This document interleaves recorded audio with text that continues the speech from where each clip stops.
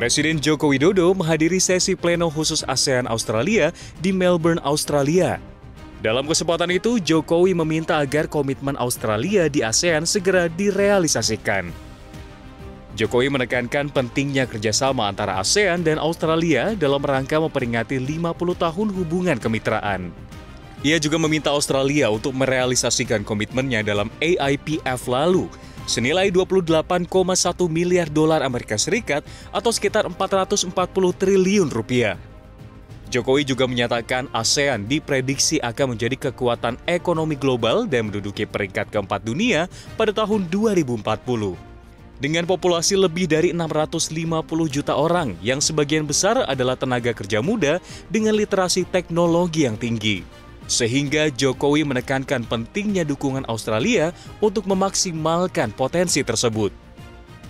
Selain itu, Jokowi juga mendorong pelaku bisnis Australia mendukung pembangunan ekosistem kendaraan listrik di ASEAN.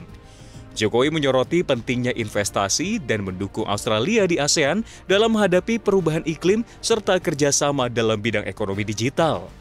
Menurutnya, bentuk dukungan yang dimaksud seperti investasi, kemudahan akses pembiayaan inovatif, serta transfer teknologi.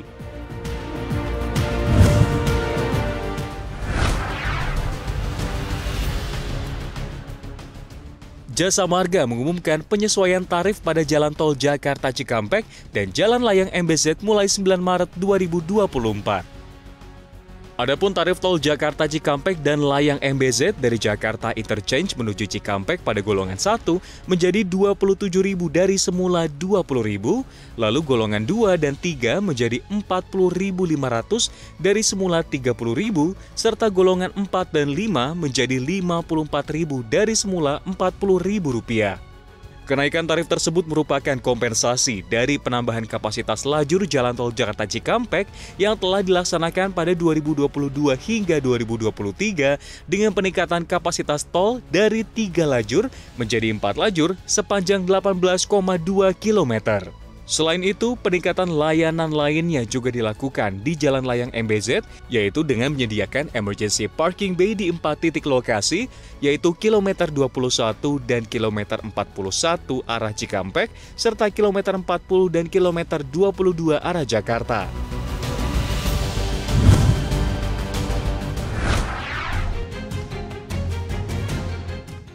Lagi-lagi, harga emas mencetak rekor baru. Rekor didorong optimisme pasar akan pemangkasan suku bunga Amerika Serikat hingga peningkatan permintaan safe haven akibat perang di Timur Tengah. Pada perdagangan Selasa, harga emas di pasar spot ditutup menguat 0,59% di posisi 2.127,54 dolar Amerika Serikat per troy ounce. Harga penutupan tersebut merupakan rekor tertinggi sepanjang masa. Sebelum penutupan, harga emas bahkan sempat menyentuh level 2.141,59 dolar Amerika Serikat per troy ounce, mengalahkan rekor intraday tertinggi pada 4 Desember 2023. Per hari Rabu, emas berada di level 2.137,1 per dolar Amerika Serikat per troy ounce. Harga emas sudah mencetak rekor selama 3 hari beruntun sejak Jumat. Harga emas sudah pecah rekor sebanyak 5 kali dalam kurun waktu 3 bulan terakhir. Emas mencapai rekor tertinggi pada perdagangan Selasa dipicu oleh meningkatnya spekulasi penurunan suku bunga Amerika Serikat pada bulan Juni 2024 dan permintaan safe haven akibat konflik di Timur Tengah.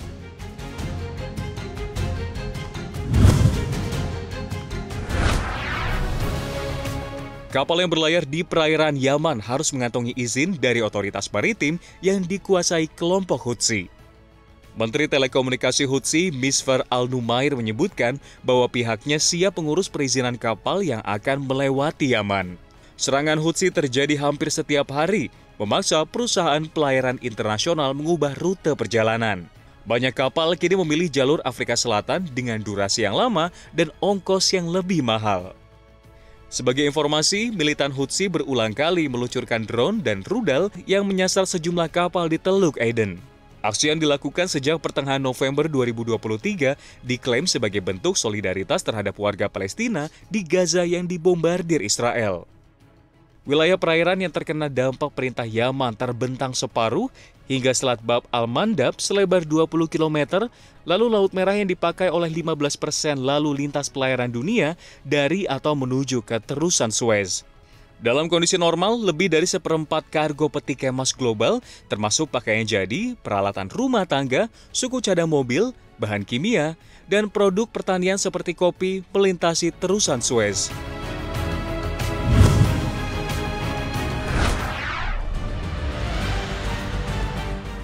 Starbucks di Timur Tengah lakukan PHK terhadap 2.000 pegawai imbas aksi boikot produk Israel.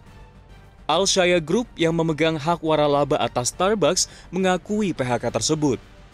PHK bahkan tidak hanya dilakukan di Timur Tengah, tapi juga di Afrika Utara. Pada Oktober 2023, Starbucks menggugat Workers United yang telah mengorganisir pekerja di setidaknya 370 toko Starbucks di Amerika Serikat untuk menyuarakan dukungan kepada Palestina di media sosial. Di tengah aksi boikot, pendapatan Starbucks periode Oktober hingga Desember 2023 justru naik 8% menjadi 9,43 miliar dolar Amerika Serikat. Capaian ini lebih rendah dari perkiraan analis, yakni 9,6 miliar dolar Amerika. Diduga, hal ini disebabkan oleh aksi boikot para aktivis.